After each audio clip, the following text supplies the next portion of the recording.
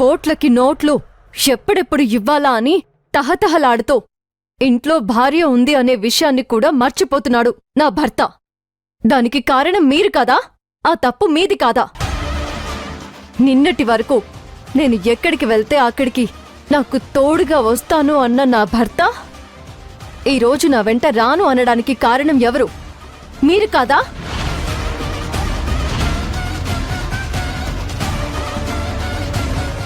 మా అత్తకొకటి చెప్పి మా ఆయనకి ఇంకొకటి చెప్పి నా సంసారాన్ని చెడగొట్టి మీ లాభం కోసం నా భర్తని నాతో రాకుండా చేస్తున్నావు. ఉరుమురిమి మంగళం మీద పడ్డట్టుంది. ఒక పేరు మోసిన రాజకీయ నాయకుడితో, ఒక మంత్రితో నీ స్థాయిని మర్చిపోయి నీ ఇష్టం వచ్చినట్టు మాట్లాడుతున్నావు మంజు. నీకది అంత మంచిది కాదు. మర్యాద ఇచ్చినంత వరకు ఇచ్చాను, ఇంకా బాగోదు. ఇక్కడి నుంచి వెళ్ళు. బెదిరిస్తున్నారా? పిచ్చుక మీద బ్రహ్మాస్త్రాన్ని నేను వదలను. వదిలితే నువ్వే కాదు, మీ సిఐతో పాటు మీ పోలీస్ స్టేషన్ కూడా ఉండదు. జాగ్రత్త. మీ బెదిరింపులకి భయపడేదాన్నైతే ఈ పోలీస్ జాబ్లోకి వచ్చుండేదాన్నే కాదు. చెప్పండి, నా భర్తని ఎందుకు రాజకీయాల్లో వాడుకుంటున్నారు? దాన్ని వాడుకోవడం అనరు, నీ భర్త బాగుండాలని కోరుకోవడం అంటారు. ఇంకా నన్ను కన్విన్స్ చేయాలని చూడొద్దు. మర్యాదగా మీరిచ్చిన ఆ యూత్ ప్రెసిడెంట్ పదవిని మీరే తొలగించండి. ఆ పదవి తొలగించకపోతే ఏం చేస్తావు? ఇందాక అన్నారు కదా, పిచ్చుక మీద బ్రహ్మాస్త్రాన్ని వదులుతాను అని. ఆ పిచ్చుకే బ్రహ్మాస్త్రంలా మారుతుంది. గుర్తుపెట్టుకోండి. ఆడది తలుచుకుంటే రాజ్యాలే కూలిపోయాయి. ఆఫ్టర్ ఆల్ మీరెంత? ఏయ్!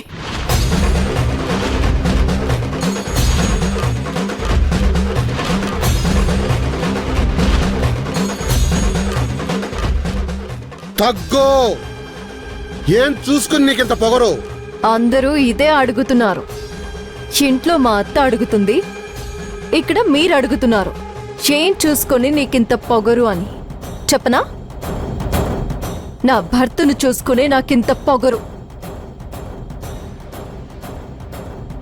మరి పదవిని తీసేయమంటున్నావు? నా భర్త బాగుపడాలని. నీ భర్తని చెడగొడుతున్నాను అంటున్నావు కదా, అయితే బాగు చేసుకో. ఇప్పుడు చెప్తున్నాను విను. అతని యూత్ ప్రెసిడెంట్ పదవిని తీసేయను. ఏం చేసుకుంటావో చేసుకో. ఇదే మీ మాట అయితే నేను చెప్తున్నాను వినండి. నా భర్తని మీ నుంచి దూరం చేస్తాను.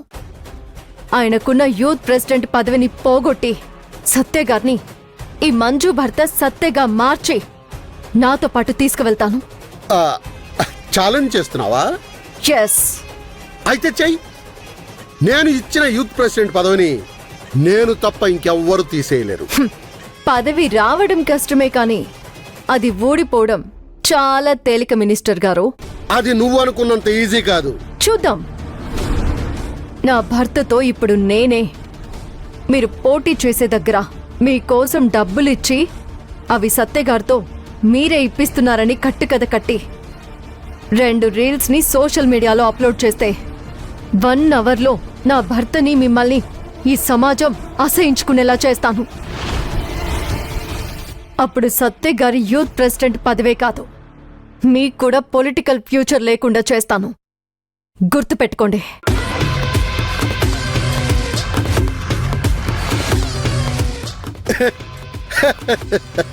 పిల్లకాకి.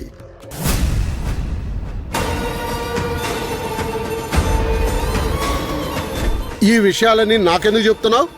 వెళ్ళి నీ భర్తకే చెప్పుకోవచ్చుగా. నీ భర్తని చెడగొడుతున్నాను అంటున్నావు కదా, అయితే బాగు చేసుకో. ఇప్పుడు చెప్తున్నాను విను. అతని యూత్ ప్రెసిడెంట్ పదవిని తీసేయను. ఏం చేసుకుంటావో చేసుకో.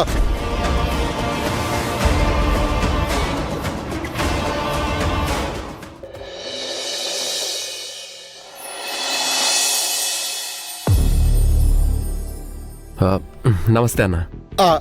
కూర్చో సత్య. ఏం సత్య, యూత్ ప్రెసిడెంట్ అయ్యాక నీకు బాధ్యతలు ఇంకా పెరిగినట్టున్నాయి. అవునన్నా, చాలా రెస్పాన్సిబుల్గానే ఫీల్ అవుతున్నాను. రాజకీయం అంటే మంచి చెడు అందరూ మనతో ఉండాలి. మంచి వాళ్ళతోనే ఉంటాను, నీతి నిజాయితీ ఉన్న వాళ్ళకే పనులు చేస్తానంటే కుదరదు సత్య. మంచివాళ్ళు ఉంటారు, చెడ్డవాళ్ళు ఉంటారు.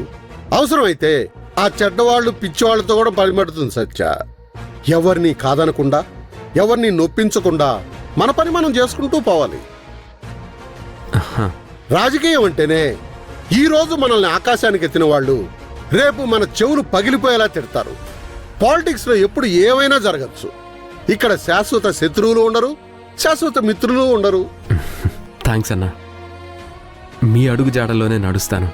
నువ్వు యూత్ ప్రెసిడెంట్ అయిన దగ్గర నుంచి ఏమేం గొడవలు జరిగాయో, ఫర్ ఎగ్జాంపుల్ నీ ఫ్లెక్సీలు దించడం, ఇవన్నీ నా దగ్గరకు వచ్చాయి సత్య. ఆ విషయం నీకు కూడా తెలుసు. అవును, రాత్రి మన పోస్టర్లను అంటిస్తున్న కార్యకర్తల్ని పోలీసులు అరెస్ట్ చేశారంట. అవునన్నా, అసలు విషయం ఏంటా అని జగన్ దగ్గర ఇన్ఫర్మేషన్ తీసుకున్నాను.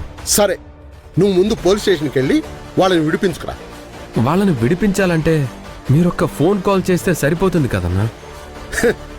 నాయకుడు అనేవాడు ఎప్పుడూ పోలీస్ స్టేషన్ చుట్టూ తిరుగుతూ ఉంటే ప్రజలకి మన పేరు నాలుక మీద నానుతూ ఉంటుంది. ప్రతిసారి నేను ఫోన్ చేసి చెప్తే నీ ఇంపార్టెన్స్ ప్రజలకేం తెలుస్తుంది? అందుకే నీ ఇమేజ్ ప్రజలకు అర్థం కావాలంటే నువ్వే స్టేషన్కి వెళ్ళి నీ వాల్యూ ఏంటో చూపించి వాళ్ళని విడిపించు. అలాగే అన్నా, వస్తానన్నా. ఆ.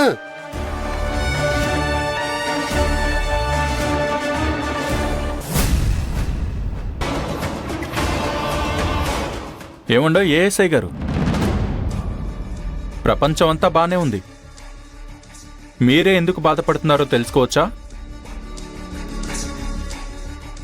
What happened Manju?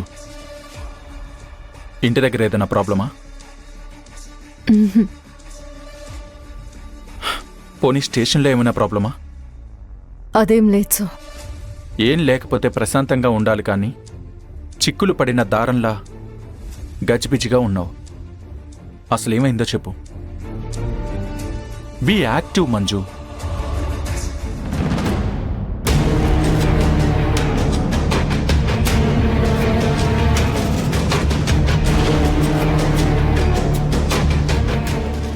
నమస్తే అన్న. రండి సార్, రండి, కూర్చోండి. ఒక్క నిమిషం సార్, కూర్చోండి.